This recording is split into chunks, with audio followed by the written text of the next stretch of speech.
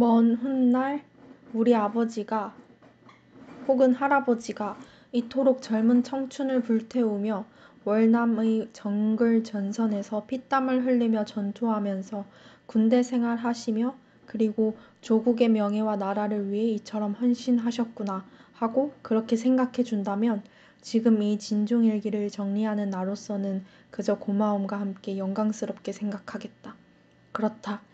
이미 내가 이 세상에 살아있지 않는다 해도. 전쟁 영화나 소설 속의 멋진 장면처럼 내가 주인공이 된 듯 맘이 들떠 죽음과 무서움이란 상상조차 않고 오직 젊은 혈기 하나만 믿고 월남을 지원한 나 자신이 원망스럽고 후회스럽기도 했다. 하지만 어떠하랴. 이미 여기에 이렇게 와 있는 걸. 죽어가는 사람들을 위해서 그들 영혼을 위해서 조용히 기도해 본다. 나 비록 종교를 가지고 있지는 않지만. 아, 전쟁, 이 전쟁. 우리는 왜 이 전장에서 전투를 해야지? 검붉은 피가 어느 병사의 가슴 속에서 쏟아져 나올지도 모를 거야. 하지만 지금도 거기서는 처참한 전투가 벌어지고 있겠지? 오늘 밤도 계속해 들려오는 포성, 밤 공기를 뚫고 은은한 폭음 소리가 마치 전장의 자작은가 소리라고나 할까. 처음 와서는 총성이 한 번만 들려와도 긴장하곤 했는데 이제는 비상이 걸려도 침착하고 태연하니 그간 오랜 긴장된 생활을 해온 덕이 아닌가 생각이 된다. 전쟁에 뛰어들고 전투를 한다는 것이 얼마나 무섭다는 것을 알면서도 내가 왜 이 전쟁터에 와 있는 거지? 그래, 누가 뭐래도 난 스스로 여기 왔다는 걸 인정하지 않으면 안 돼. 내 젊은 기백은 아무도 말릴 수 없었으니까. 내가 먼저 쏘지 않으면 죽어야 하는 전쟁터에서 그런 생각이 난리가 만무하다. 어떻게 하면 하루가 무사히 지나갈까, 죽지 않을까 하는 생각뿐인데 다른 생각을 할 여유가 없다. 그래, 전쟁은 무섭다. 그리고 두렵다.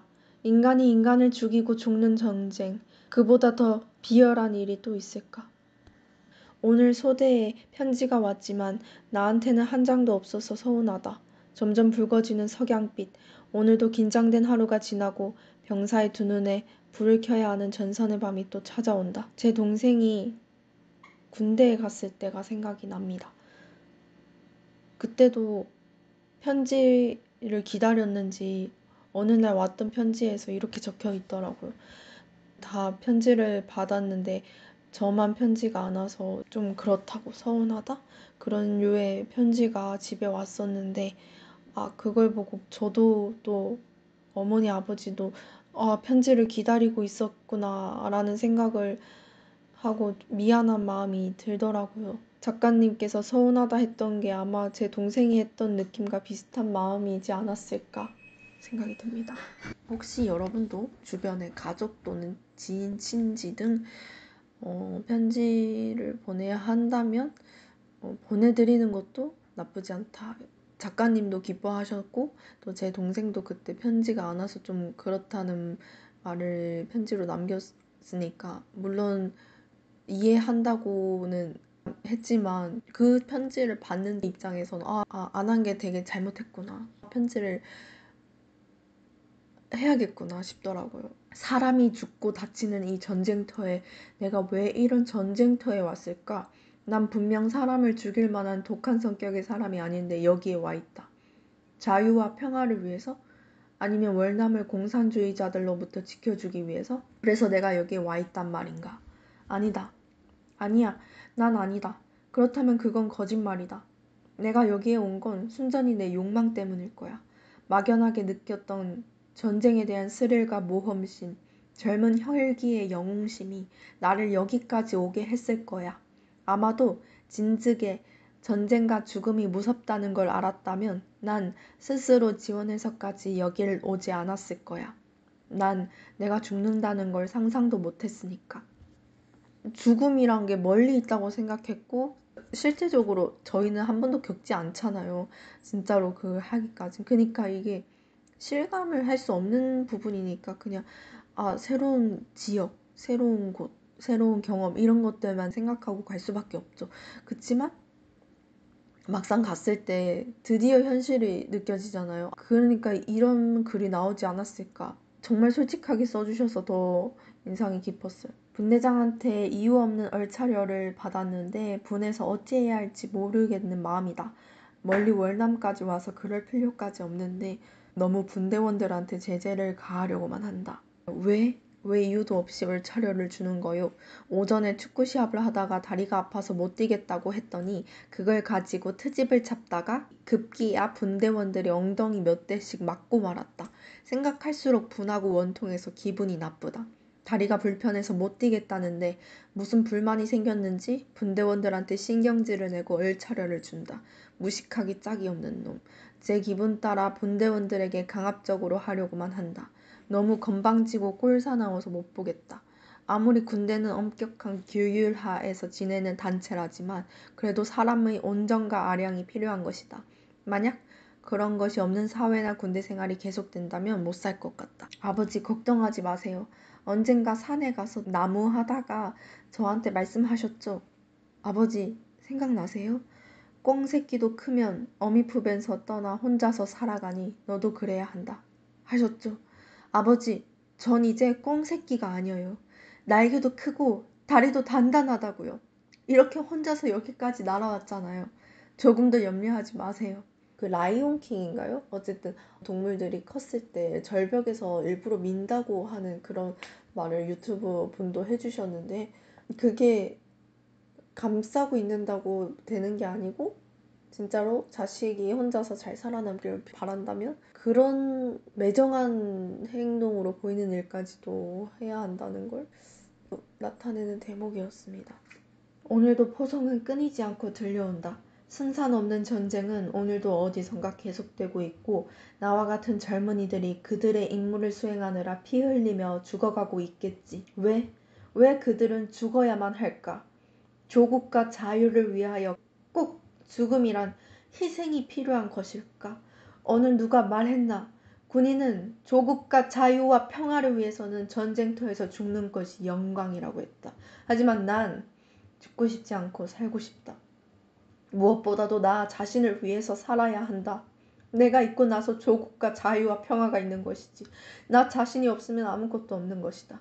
그렇기 때문에 나는 살아야만 한다. 원피스에 로빈이란 캐릭터가 있어요. 니코 로빈. 근데 그 캐릭터가 CP9인가 거기 조직에 잡혀갔는데 루피와 동료들이 찾으러 가죠.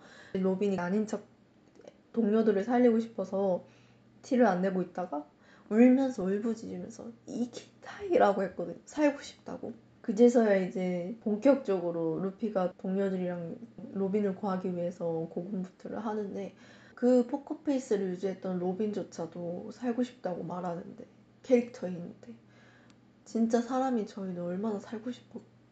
되게 마음을 이렇게 딱 후벼 파는 대목이었어요. 전쟁과 전투를 통쾌하고 스릴 있는 것으로 그렇게만 생각하고 바라보던 유년 시절이 생각난다. 전쟁과 전투를 스스로 체험하고 나니 유년 시절의 생각들이 얼마나 어리석고 잡스러운 생각들이었는지 이제야 깨닫고 느낀다. 전쟁이란 정말 가공스러운 행동이고 전쟁을 하고 있는 우리 인간은 그 전쟁 자체보다 더 무섭다는 걸 알았다. 평화와 자유를 위해서 전쟁을 해야 하는 그 자체, 전쟁을 막기 위해 전쟁을 해야 하는 그 자체, 사람들이 평화롭게 살아가기 위해 전쟁을 해야 하는 그 자체가 실로 무섭다는 것이다. 그 무서운 생각들이 우리 인간들 머릿속에서 나온다는 것이 가증스럽고 두렵다. 누가 그랬던가? 세계를 움직이는 것은 몇 명의 인간들이라고 한 말이 맞는지도 모른다.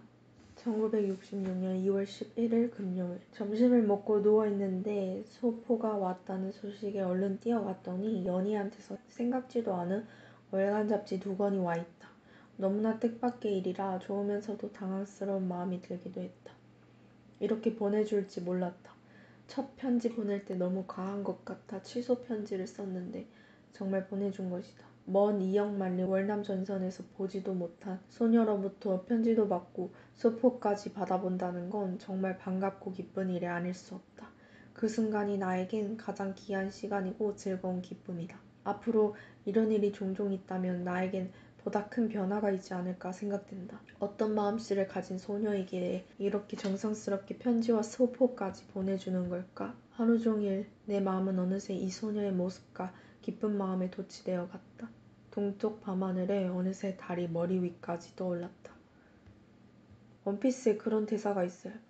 닥터 히르루크가 사람이 진짜로 언제 죽는지 아냐? 독버섯 스프를 마셨을 때? 아니. 불치병에 걸렸을 때? 아니. 바로 사람들한테서 잊혀졌을 때다. 이런 말이 있는데 아마 편지가 있기 때문에 자신의 존재가 잊히지 않았다는 것도 자각하고 또 앞으로 살아갈 희망을 얻지 않았을까.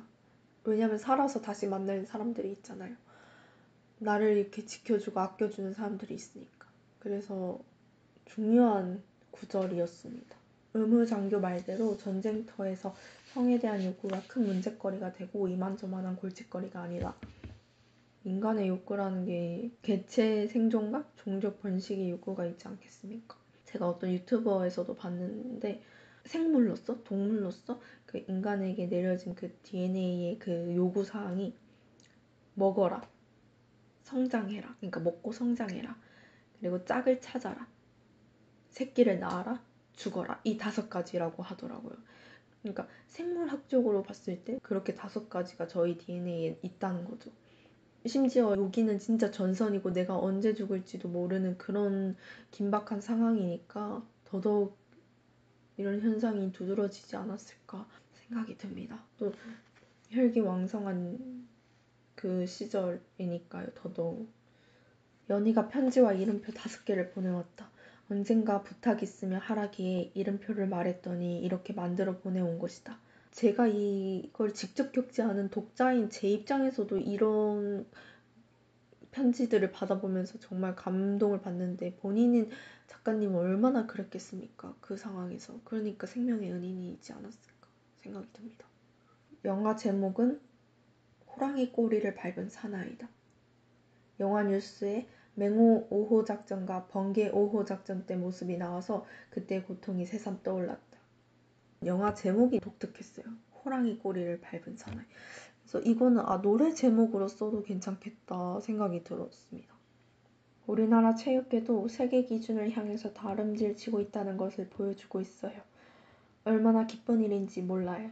이때가 1966년도 여름인데요. 선수들은 시대에 따라서 계속 변하고 올림픽에 대한 사람들의 인식이나 분위기도 세월이 지나면서 조금씩은 변하는 거 느껴져요. 6월도 꼬리만 남고 모두 떠나가 버렸군요. 이 표현이 너무 좋았어요. 6월 25일 토요일에 쓰신 연희님의 편지인데 이렇게 시적으로 비유적으로 참신하게 표현한 게 너무 좋았어요. 내일 하던 귀국이 어느새 1년이 다 되어 1차 귀국자를 냈으니 세월은 참 빠르게 흘러간다.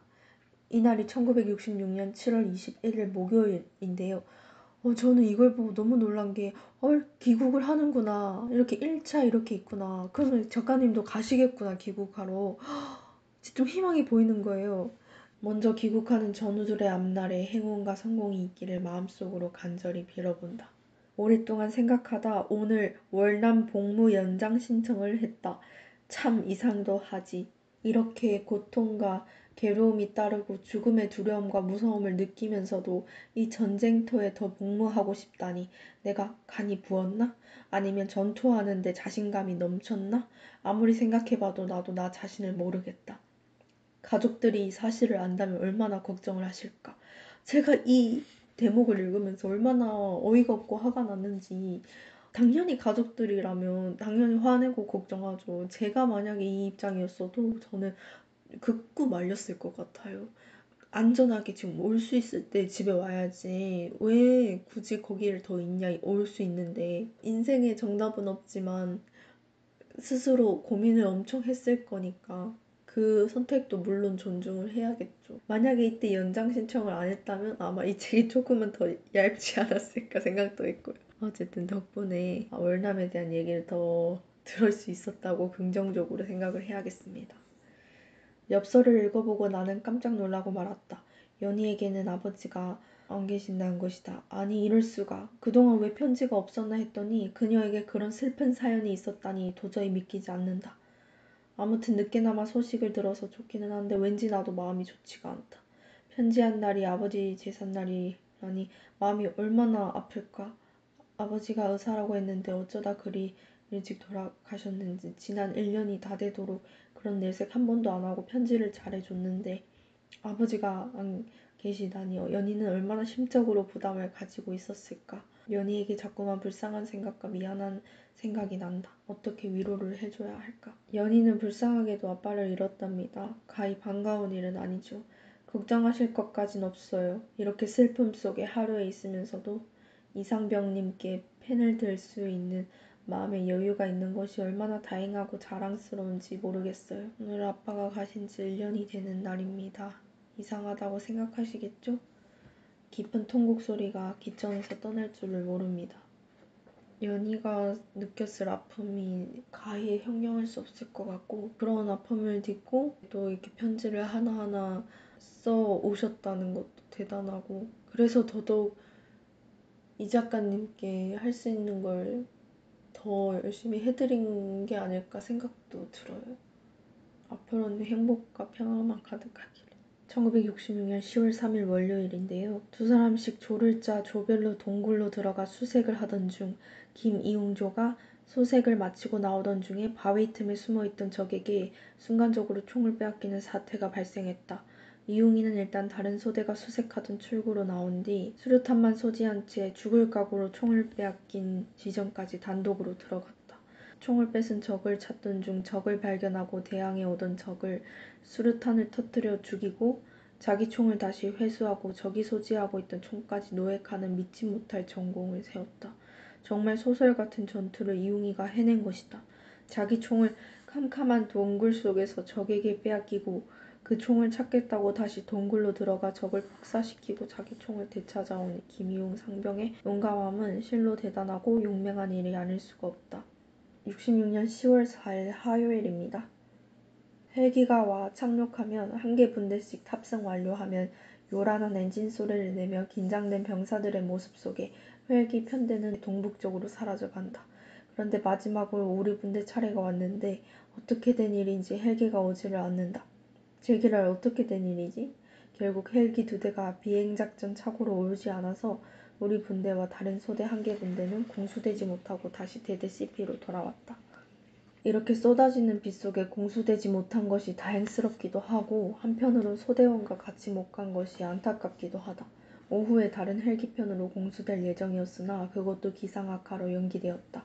대대 CP4대에서는 쏟아지는 빗 속에서도 계속해 포격해댄다. 이렇게 쏟아지는 빗 속에 공수된 중대원들은 야지에서 얼마나 고생들이 많을까 걱정되고 반면에 우리 분대원들은 공수 안 된 것이 얼마나 다행인지 모른다. 그러고 보니 우리가 행운아지? 온몸에 긴장이 흐르며 뒷문이 열리고 내리려고 하는데 이런 세상에 이럴 수가. 고지위가 급경사라 착륙이 어렵자 헬기 조종사는 앞바퀴만 땅에 대고 뒤는 그대로 떠있는 상태로 헬기를 착륙시키고 떠있다. 탑승자들은 할 수 없이 헬기 뒤가 떠있는 상태로 기체에서 뛰어내려야 했다. 시누크 헬기는 고지경사지에 우리를 팽개치듯 내려놓고 남몰라 하듯 사라져버린다. 우리가 어디로 가야 할지 물어보니 계곡을 내려가다 앞에 보이는 고지로 올라가라며 아주 조심스럽게 살피면서 가라고 일러준다. 어제 착륙 지점 근처에서 제1소대 병력이 적이 설치한 지뢰에 걸려서 4명이 부상을 당했는데 그 중에 1명이 전사했다는 슬픈 소식을 전해준다. 그 소식을 듣고 보니 건너편 고지까지 가는데 얼마나 긴장되는지 신경이 날카로워지고 등에서는 식은땀이 줄줄 흐른다. 조명탄 불빛이 꺼지자 맹렬하던 폭격도 침묵으로 돌아섰다. 그리고 고지 위는 또다시 캄캄한 암흑으로 변해버렸다. 그러자 갑자기 두려움과 공포가 나를 사로잡는다. 아, 그래. 이것이 전쟁이구나. 사람이 살기 위해 사람을 죽여야 하는 방금 본 그 모든 모습이 다 그런 것이다. 나도 그런 모습 중 하나라는 것을 생각하니 갑자기 온몸에 소름이 쫙 끼쳐온다. 하지만 난 아니야. 나 자신이 그런 일을 하고 있다는 것에 의구심을 가져보려 애써보지만 그것은 엄연한 사실이 아닌가. 고지 위에서 내려다 보이는 저 넓은 호수 위는 헬기의 공습과 포격으로 폐허의 항구같이 죽음의 호수가 되고 말았다. 전쟁, 이것이 전쟁이야. 이런 것이 바로 전쟁이라고. 이 빌어먹을 전쟁 같으니라고. 또다시 세찬 바람과 빗방울이 고지 위 조그만 내 텐트를 흔들며 후려갈긴다. 혹시나 바람에 날아갈까봐 두 손으로 잡아본다. 마치 바다 한가운데 떠있는 작은 보트에 타고 있는 그런 느낌이라고나 할까? 66년 10월 9일 일요일. 하지만 너의 편지는 오늘 늦게까지도 이 고지 위를 찾아오지 않는구나. 비오는 이 고지 위가 너무나 험하고 두려워서일까? 그래도 이 병사는 끝까지 기다려볼 거야. 왜냐고? 난 너를 믿으니까. 야정 식사를 끝낼 때쯤 갑자기 총성과 함께 총탄이 매서운 소리를 내면서 머리 위로 스치듯 지나간다. 우리 분대는 본능적으로 바위 밑에 엎드려 상황을 살폈다. 총격 지점은 산 아래 들판 쪽에서 나고 있다. 이상하다. 그곳은 적진이 아닌데? 아니나 다를까 미군들이 우리를 적으로 오인하고 사격을 해대고 있는 것이었다. 즉시 무전 연락을 하고 연막탄을 터뜨려 위기 일발 상황을 모면하고 중대는 다시 달콤한 휴식을 취하며 흐르는 계곡물에 몸도 씻으니 기분이 날아갈 것 같다. 충분한 휴식을 하고 다시 수색 작전에 들어갔다. 여기서 작전을 끝냈으면 하는 생각이 간절하다. 하지만 우리 중대는 또다시 우거진 정글과 밀림을 헤집으며 수색을 계속해 나갔다. 66년 11월 18일 금요일 야간 매복을 위해 출동했다. 도로 옆에 매복 장소를 정하고 준비하는 중에 아차 그만 내가 다루던 LMG 기관총에서 오발 사고를 내고 말았다. 어두운 밤속에서 순식간에 10여 발의 기관총 소리에 전 매복조는 그야말로 긴장 속으로 빠져들고 말았다. 오발 후 즉시 중대 CP 상황실에서 무전교신이 왔지만 우리 매복조는 현 위치 땅거미 이상 무 하고 허위 보고를 했다. 천만다행으로 총구가 중대 CP 반대 방향이라 실타는 다른 데로 나가고 대원들도 다치지 않아서 다행이지. 하마터면 큰일 날 뻔한 기관총 오발 사고였다. 무전교신 후 중대 상황실에서도 별다른 문의가 없어 약간 안심은 됐지만 귀대하면 문책이 있지 않을까 걱정이 든다. 오발 사고로 매복 위치가 노출돼 다른 데로 이동해 매복을 계속했다. 가만히 살펴보니 기관총 손잡이와 어깨끈이 매복 준비 과정에서 느슨해져 끈이 방아쇠에 걸리고 기관총을 움직이는 과정에서 방아쇠가 당겨져 오발이 발생한 것이다. 이번 매복에서 또 하나의 중요한 경험을 얻게 되었다. 휴식 시간에 가까운 주위를 살펴보니 아직까지도 민간인들이 피난을 가는지 간단한 진보다리를 걸머쥐고 지나간다. 어린이와 노인들 가족 단위로 물건을 들고 따라 나오는데 모두 영양실조가 됐는지 얼굴엔 가죽만 입힌 듯 바싹 마른 모습들이다. 이 모든 상황이 다 이 전쟁 탓이겠지. 572페이지. 조심스러운 침투. 다른 때보다도 더 긴장되고 신중하게 매복 장소까지 힘들이지 않고 대원들을 이끌고 도착해 매복을 시작했다. 매복하자마자 헬기 편대가 조명탄을 터뜨리며 계속해 선회한다. 순간 우리한테 오폭이라도 하지 않을까 하는 걱정이 머리를 스친다. 얼마 전에 다른 중대에서 헬기가 오폭해서 여러 명이 전사하는 일이 벌어졌기 때문이다. 긴급한 상황이 벌어졌는지 계속해 헬기들이 조명탄을 낙하시키고 있다. 조명탄으로 어둡던 밤하늘이 환해지니 주변 감시가 수월해져 오히려 매복조한테는 다행이지만 자꾸만 오폭 사건이 떠올라 신경이 날카로워진다. 분대원들한테 절대로 움직이지 말 것을 명령했다. 야간이라 혹시라도 움직였다가 헬기들이 적으로 오판에 공격이라도 한다면 우린 전멸이다. 얼마 후 헬기가 사라질 때까지 오금이 결려오도록 긴장을 놓을 수 없었다. 저 같아도 절대로 움직이지 말라고 그랬을 것 같아요. 아마 다른 분대원들도 이전에 무슨 일이 있었는지 알고 계실 테니까 더더욱 가만히 있었을 것 같고 다행히도 무사히 지나가서 다행입니다. 583페이지. 퀸운 항으로 이동해 드디어 거대한 미군 수송함에 몸을 실었다. 아, 이제야 나는 월남 정글 전선을 떠나 귀국한다. 지난 19개월간의 고통과 괴로움과 전투의 공포와 두려움 속에서 그리고 전쟁의 아픔 속에서 드디어 탈출해 따뜻한 고국의 품으로 향하는 수송함에 승선했다. 나는 전쟁의 공포와 두려움과 고통과 싸워서 이겼다. 그리고 전투에서도 승리했다. 그래서 나는 살았다. 이렇게 살아서 귀국하고 있다. 우리 귀국 장병들을 태운 미국 수송함은 어둠 속을 헤치며 고국을 향해서 힘차게 물보라를 뒤로 내차며 항진해 나갔다. 점점 멀어져가는 퀴논항을 바라보며 지나간 그 긴 시간 속에서 고통스러운 일들과 공포와 두려움이 그리고 정들었던 전우들의 죽음을 보면서 느꼈던 아픔과 분노가 한꺼번에 주마등과 같이 스쳐 지나가며 눈물이 앞을 가린다. 월남전선에서 전쟁과 전투를 하며 내 젊음을 불사르고 겁없이 뛰어든 낯선 전선에서 난 이겼다. 그리고 살아남았다. 이 사실은 내 인생의 위대한 한순간이 될 것이다. 오 신이시여 감사합니다. 정말 감사합니다. 만감이 교차하는 가운데 우리를 태운 거대한 미군 수송함은 검푸른 남진하의 파도를 가르면서 항진을 계속해갔다.